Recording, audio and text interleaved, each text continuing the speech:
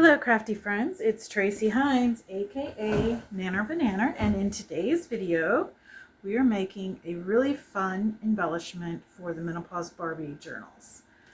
So basically what this is, let me get out all the pieces I've set aside to make one with you.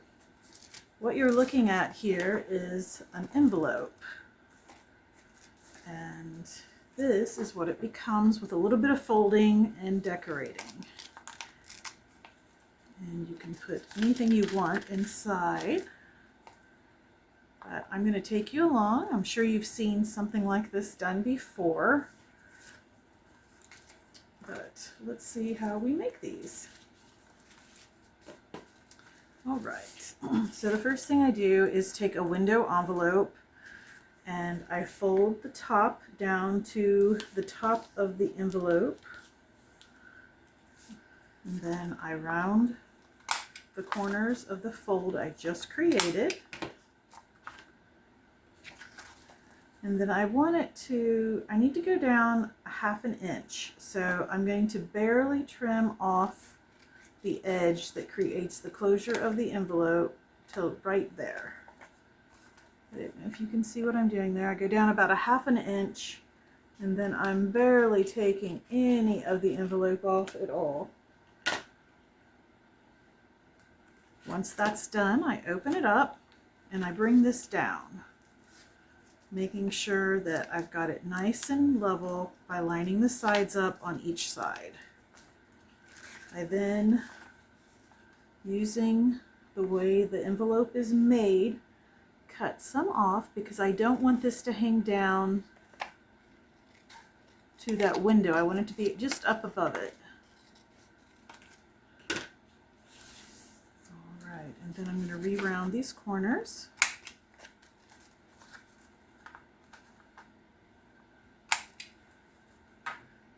And I'm going to cut off this excess. The way I do that is I angle in, and then I trim along that fold line. It doesn't have to be exact because this is going to get folded under. And then again, I cut it there at an angle. Take my glue. Does not take very much. I just want to tack it down.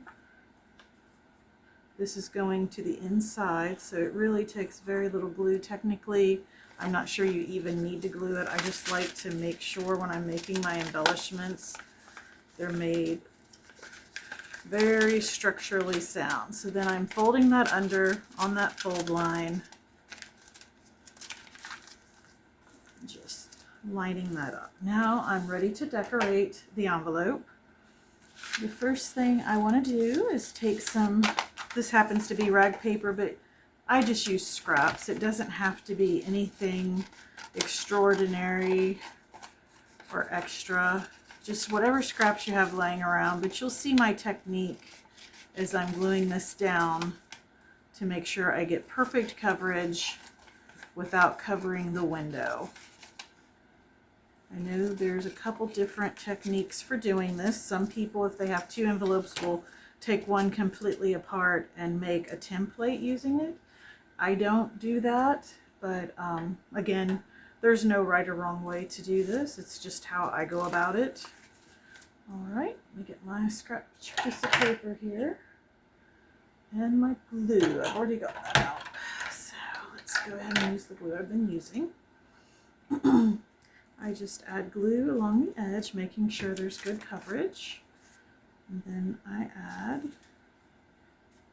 my paper right up to the edge of the window, press it down, and flip it over.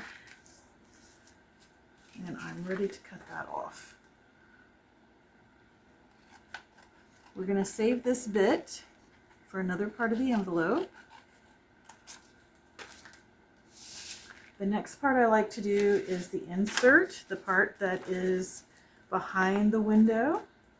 This is a piece of the Barbie paper that I was telling you about in another make that I like to use any leftover book page that corresponds with the theme because I think that it's really neat to do that. And I'm looking for, like, there's the word Barbie that'll show through the window. So this is the side I want to use. I've made 10 of these already, so I'm pretty much going to be able to walk you through this quickly.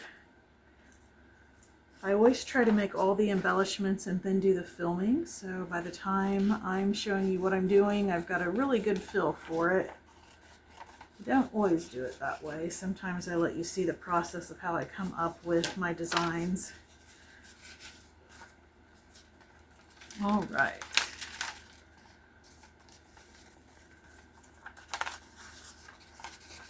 Cannot believe I'm filming this over Thanksgiving. You guys will see this about 3 weeks from Thanksgiving, but because I'm filming ahead, I cannot believe how quickly the Thanksgiving holiday went by. Had a really nice time with family. Hope you all did as well. And now we're gearing up and getting ready for Christmas. Okay, so the piece that is sticking up, I just fold over and I again glue down with some glue stick. That holds it in place. The part that's in there is not going to shift or move, but this ensures that it's not going anywhere. Okay, now then I'm going to go ahead and use that extra piece of rag paper that I used along that one side and get that glued down.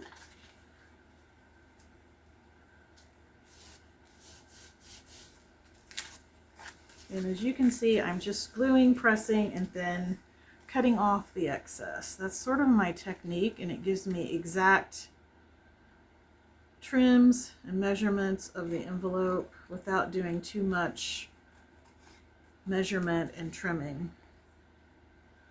I found this is the quickest, easiest way to do this. Go about it. All right, now we're going to add our next piece on, which is going to be a piece of music paper. And we will put that along this side. Again, I'm just adding glue.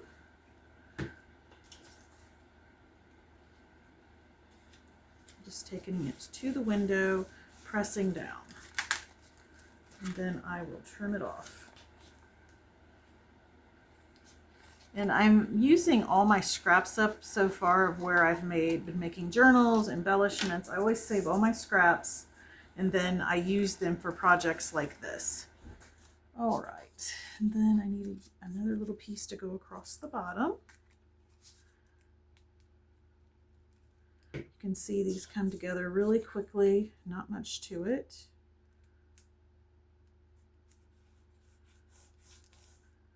If that little edge right there bothers you showing, it doesn't bother me, but if it does bother you, you can just move this up a bit instead of putting it right there. That does not bother me though.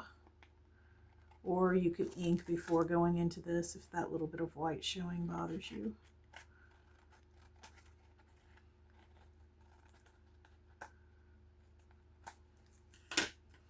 My only advice when you're cutting from the back side here is just be very careful that you don't cut into the envelope and open it up. Just take your time. It's not any kind of a rush. Okay, now we're going to add another piece of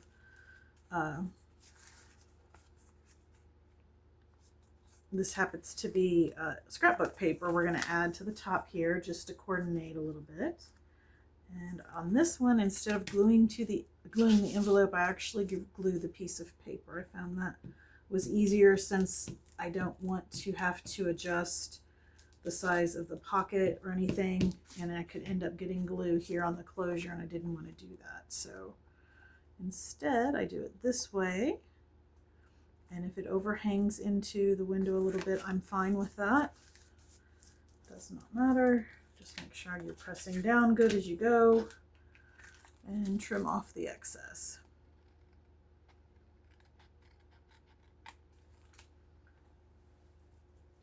Now we are ready for the top. On this one, I do actually glue the envelope because I'm able to put it on a scrap piece of paper. And I take it right to that crease line there.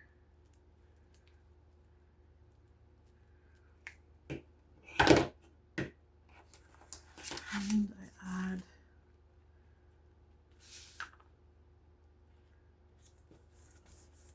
the the scrapbook paper. So I think we have everything covered now. Let me get this trimmed and we will go on to next steps. Now, if I was doing this without the cameras rolling, I would take the time now to put this under a heavy book and let it dry. But since we're filming, I'm going to go ahead and keep moving forward. But I do think if you're making these for yourself, it's a good idea to let them dry in between. Okay. So our next step is to choose a lady that we would like to appear on here. Let's see. So I really like her. I like her. And I like her. I'm just not sure which one I want. Let's see. I don't know. I think I'm going to do her. All right. Put these guys in my fussy cuts. In case I make an embellishment again later that requires little pattern ladies. That's what I wanted to mention. I'm using ladies from a pattern that I have in my stash. You guys can use the digital. I will link it in the description. It has some cutout people. So you could use those, or if you have patterns in your stash, you could do the exact same thing I'm doing here.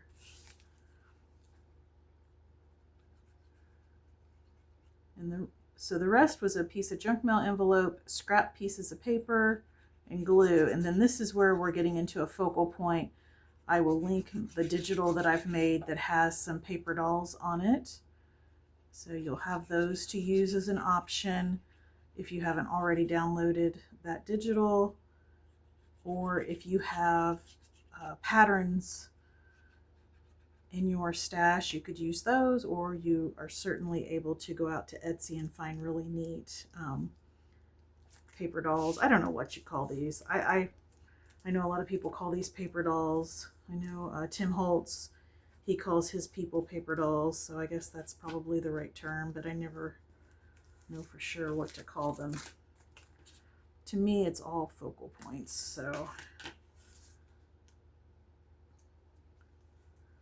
All right, and then this is, I punched this out using one of my punches, and it's one of the tickets I bought from Khadijah's last sale. I don't know if she has them, if they'll be at her next sale, but I know she bought a huge lot of these vintage tickets, and she's been bringing a few out at each sale. I've been lucky enough to buy some at each sale, and I have been using them like crazy. They just add a really cool vintage vibe, I feel like, to any embellishment that you're making. So you'll see on the original here, I took my sewing machine and sewed across. I will do that off camera, but just to keep this moving, the next step is to add a Velcro dot to the closure. You don't have to do this. This is just what I choose to do. These Velcro dots are my favorite. I get them on Amazon. If you do a search on Amazon for small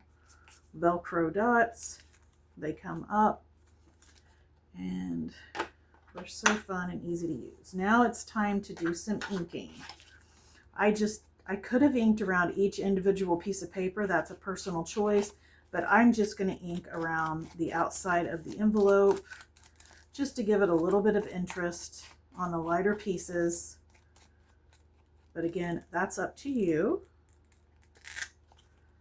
And I'm going to go ahead and ink around the closure here as well. And I like to add some stenciling to the back just to give it some interest. If you decide to clip this in and not glue it down, it becomes a place you can journal. You certainly don't have to use it that way, but I always like to have that option. When I'm dressing the journal, I can decide at that time how I want to use the embellishment. All right, guys, what do you think? Let me move some of my scraps out of the way so we can get a better look at what we've made here. Close my glue up.